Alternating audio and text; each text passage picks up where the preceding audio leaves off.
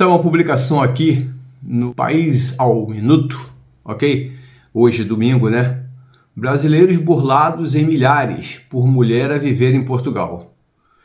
Mais uma vez, uma história dessa, né? Que a gente está sempre vendo aí. Aqui trata-se do seguinte: imigrantes brasileiros entregaram milhares de euros das suas poupanças a uma cidadã do seu país, quer dizer, Brasil, que reside em Portugal, que lhes prometeu casa, documentos e até carro, olha só. Mas quando chegaram a Lisboa, não havia nada aqui, ok? E agora o caso avança para a justiça portuguesa. Vamos falar disso nesse vídeo já, não saiam daí, ok? Galera, lá no final do vídeo nós vamos deixar duas dicas importantes para evitar com que as pessoas caiam nesse golpe da moradia aí, do falso imóvel para alugar, e também das passagens que são vendidas aí, que chega na hora no aeroporto a pessoa percebe que não existe. Tá? Bom, galera, aqui a gente vai citar dois casos de burla, né? A gente aqui em Portugal chama de burla, no Brasil golpe, de uma pessoa, de uma mulher que mora aqui em Portugal e aplica golpes em compatriotas que estão no Brasil com a intenção de vir para Portugal. Aqui está, alguns pagaram até passagem para Lisboa, né? Algumas pessoas que caíram no golpe chegaram a pagar passagem para Lisboa, só que no aeroporto de partida perceberam que as passagens eram falsas, tendo de comprar novos bilhetes, porque até o fato de querer voltar atrás já se tornava uma coisa inviável, tendo em vista que já teriam vendido quase tudo que tinham para poder fazer essa imigração.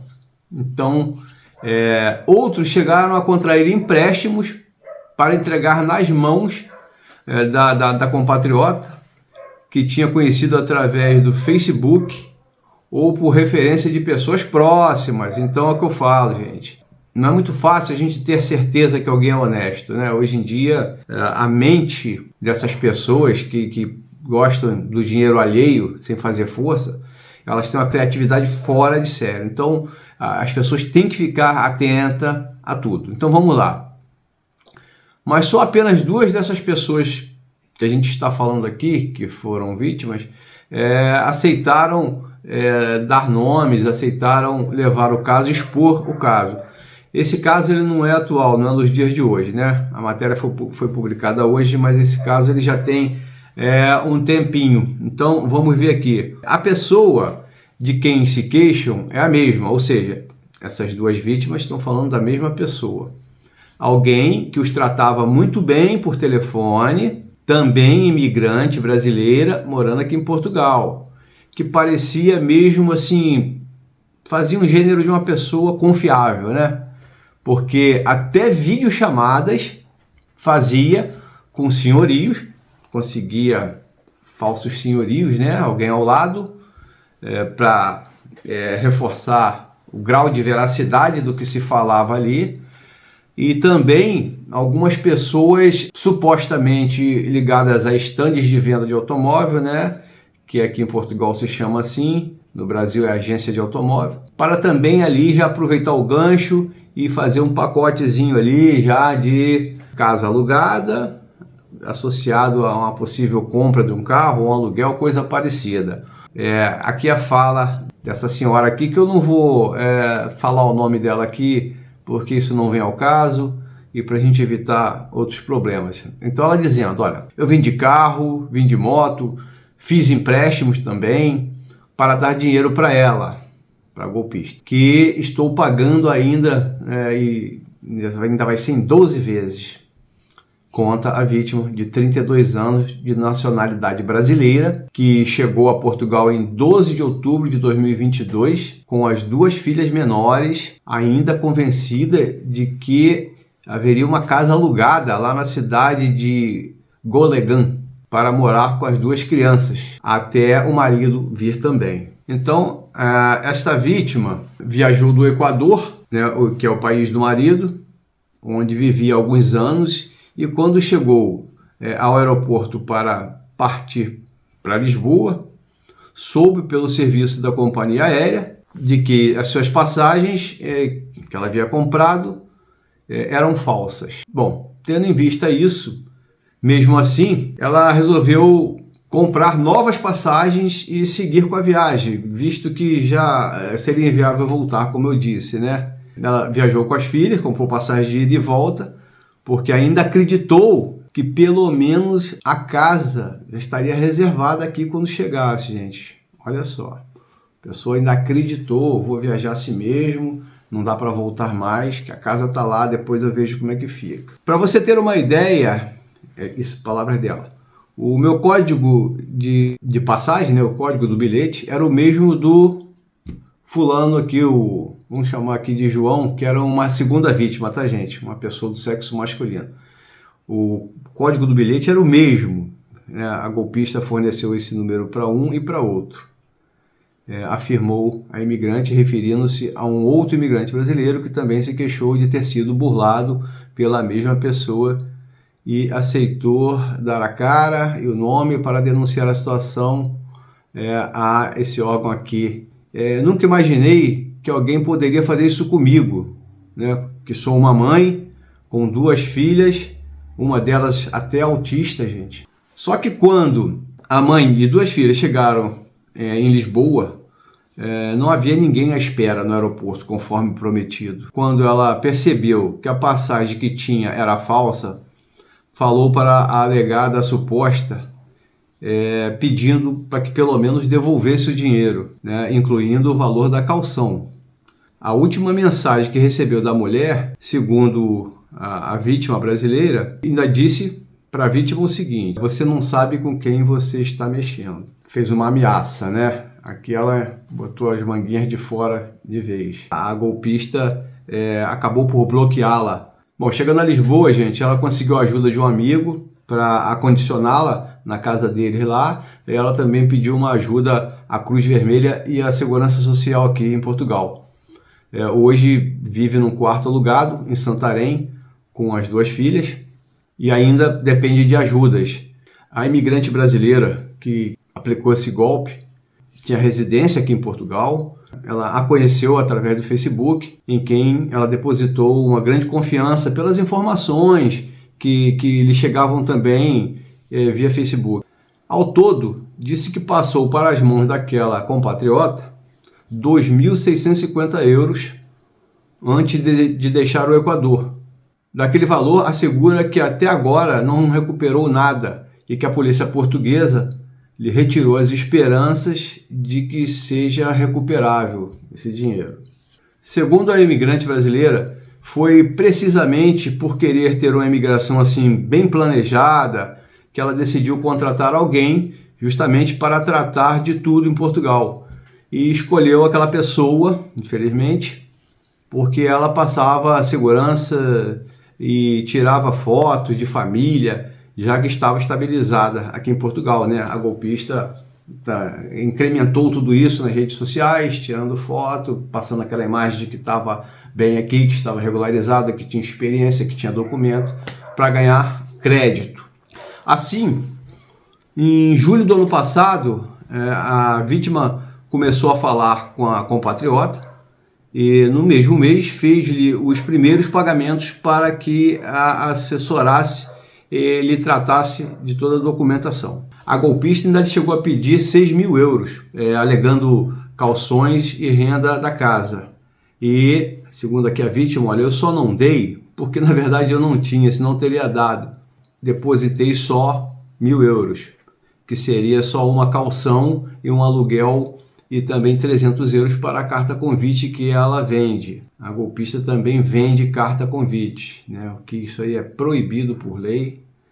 Após estar em Portugal, a vítima diz que as ameaças por parte da pessoa que ela acusa, por telefone ela liga para a vítima e dizendo: olha, vou te esfacar quando você estiver no shopping e vou passar de moto te dando tiros. Dessa forma, ela resolveu apresentar queixa na PSP, Polícia de Segurança Pública aqui de Santarém, tanto do golpe como das ameaças que ela vinha recebendo, né? A queixa foi aceita e já seguiu para o tribunal. Deu nome a 3 testemunhas que irão depor, pessoas que também foram vítimas dessa golpista. Segundo a brasileira, as suas 3 testemunhas foram todas vítimas de burla pela mesma pessoa. No total, ela acha que umas 18 pessoas caíram no golpe. Então, galera, vamos dar uma analisada nessa situação aqui muito rápido, né? Para o vídeo não ficar muito longo. Há muitas situações que as pessoas às vezes até me ligam aqui, amigos do Brasil, pessoas conhecidas. Jorge, me dá uma orientação aí de como eu faço para alugar uma casa aí, coisa e tal. E às vezes você começa a falar com a pessoa, olha, cara, eu acho que você deve fazer assim, deve fazer assado. Muitas vezes pergunto até como faz, né? Para comprar passagem, essa coisa toda. E você começa às vezes a falar com esse amigo e a pessoa, não, porque olha só, eu tenho um amigo aqui do Facebook, eu conheço uma pessoa aqui que já me falou tudo, já me adiantou. Então a pessoa começa a demonstrar a partir daí que, assim, ele sabe mais do que você, né, que está aqui já há algum tempo. E fica às vezes difícil, inviável de você continuar a conversa, porque há uma explosão de informação hoje nessa coisa toda, e as pessoas ficam ali vendo, olha daqui, olha dali, e muitas vezes quando faz contato com a pessoa que está aqui, teoricamente diz que já sabe um monte de coisa. O que a gente tem a dizer? Gente, impedir uma fraude é algo muito difícil. Os fraudadores, eles trabalham em cima de brechas na lei, eles trabalham em cima de distração da futura vítima, eles criam todo um cenário ali para fingir que eles são íntegros, que eles são honestos e coisa e tal. Bom, nessa parte de aluguel de imóveis, né, uma pessoa estando no Brasil, alugar um imóvel aqui em Portugal, existe um órgão aqui em Portugal, né, chamado Conservatória, onde fica lá alguns registros de imóveis também, eles fazem outros tipos de tarefa, mas tem lá essa parte imobiliária. Lá eles fornecem uma certidão simples que você vai pagar uma taxazinha, que você pode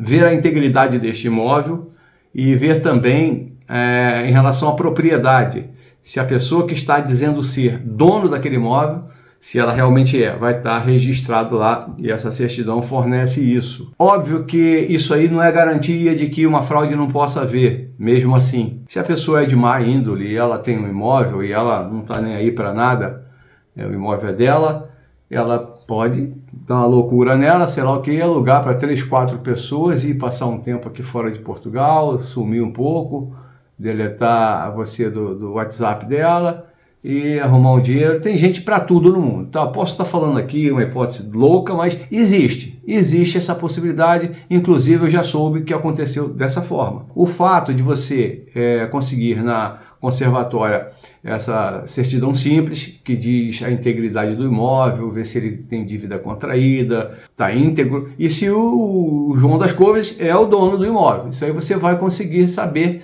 se ele é o proprietário. Isso talvez ajude no seguinte sentido: poxa, já vi casos também do cara ter uma chave de um imóvel aqui, às vezes ele pegou um serviço para fazer na casa de terceiros, alguma coisa, ele se apoderou de uma chave e ele é de má índole, e ele pegar e alugar, botar anúncio em rede social, fotografar, dizer que é dele, alugar, né, fornecer a chave, coisa e tal, e ele não ser o dono coisa nenhuma, e nesse caso aí, que eu soube, o proprietário nem desconfiava que tinha alguém morando na casa dele. Então, para esse caso, o fato de você conseguir uma certidão na conservatória, você vai estar sabendo se ele é o dono ou não. O acesso à conservatória pode ser pessoalmente, né? O amigo dá um pulinho lá e pedir essa certidão. O proprietário tem que fornecer os dados do imóvel para você ter acesso, tá? Tudo que se pede lá ele tem que fornecer.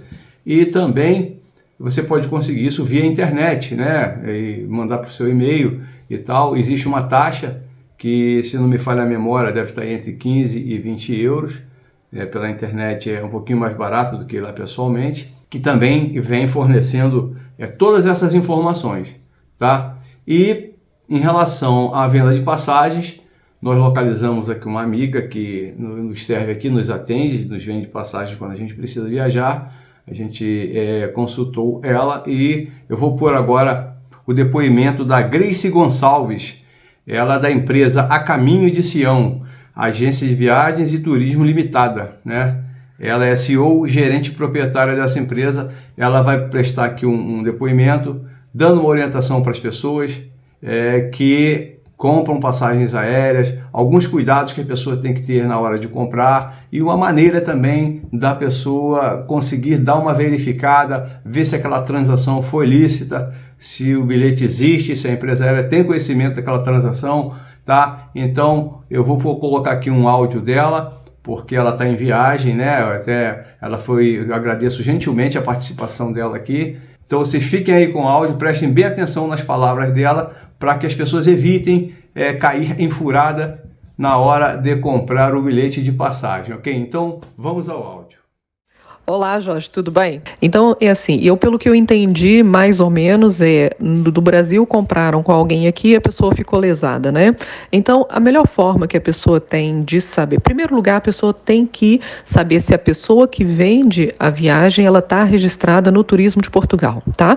Como, por exemplo, se você entrar em qualquer rede social da Caminho de Sião, você vai encontrar lá um número que diz RENAVT, RNAVT, é o nosso código, nosso registro de inscrição no Turismo de Portugal. O da Caminho de Sião, se você reparar nas nossas redes sociais, na nossa fatura, todo lugar tem, na reserva, tudo tem, é o RENAVT, é o 7543. Qualquer pessoa que venda bilhete de avião tem que ter o seu registro no Turismo de Portugal.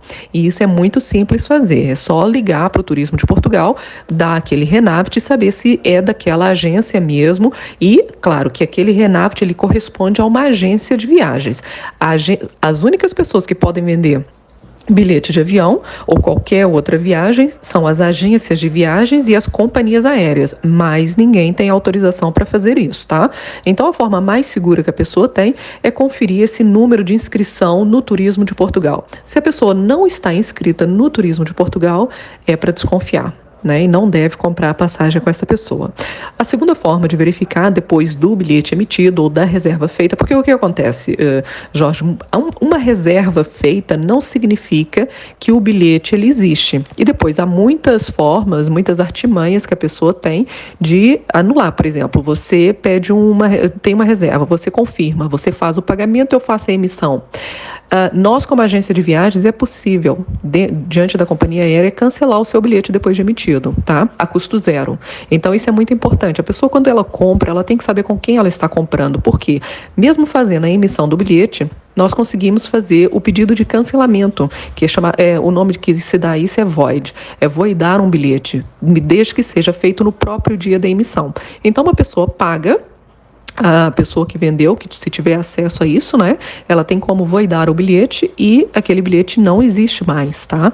Então, a primeira coisa que a pessoa tem que fazer é procurar junto do Turismo de Portugal se aquela agência, ela existe, se ela está lícita, né, se ela tem autorização para fazer vendas de passagem aérea e venda de pacote turístico. A segunda forma o bilhete foi emitido, ok, confirmar sempre diante da companhia aérea e passar daí 24 horas ou 48 horas, voltar a retificar se aquele bilhete está válido, porque só é possível voidar no próprio dia. Passado 24 horas, 48 horas, não é possível voidar o bilhete sem custos, tá bem? Então, mas a melhor dica de todas é saber exatamente com quem está a comprar. Qual é o maior problema?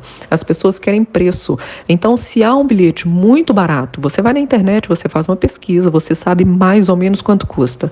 Uma pessoa aparece vendendo um bilhete muito barato, pode desconfiar, porque não existe. Ninguém pode vender um bilhete mais barato do que o próprio site da companhia aérea, não é? Portanto, é de desconfiar. Portanto, aquela viagem garantidamente que é uma fraude, não existe, tá bom? Eu sei que tem acontecido muitos casos de pessoas comprando bilhetes exageradamente baratos. São pessoas que estão pedindo para serem enganadas, né? Porque se você vai no site da companhia, tem a noção mais ou menos do preço e aparece alguém com um bilhete muito mais barato, com certeza que é fraude, tá bem? Eu acho que foi isso que você me perguntou, espero ter esclarecido, tá bem? Qualquer coisa pode me ligar que eu te ajudo, tá? Beijo. Bom, pessoal, como vocês viram aí, o depoimento da Grace, ela dá dicas importantes aí para a pessoa ter meios, né, de checar a veracidade aí do registro da empresa que está fornecendo o bilhete, tá? A pessoa, no momento que compra, ir lá dar aquela checada, ver se está tudo em ordem, ver se a empresa é idônea, e eu achei uma dica super interessante, uma orientação muito boa. Ok? Mais uma vez agradecemos aí a participação dela e nós estaremos juntos no próximo vídeo. Agradeço a vocês a atenção de todos e temos um encontro marcado no próximo vídeo na semana que vem. Ficam todos com Deus e um beijo no coração.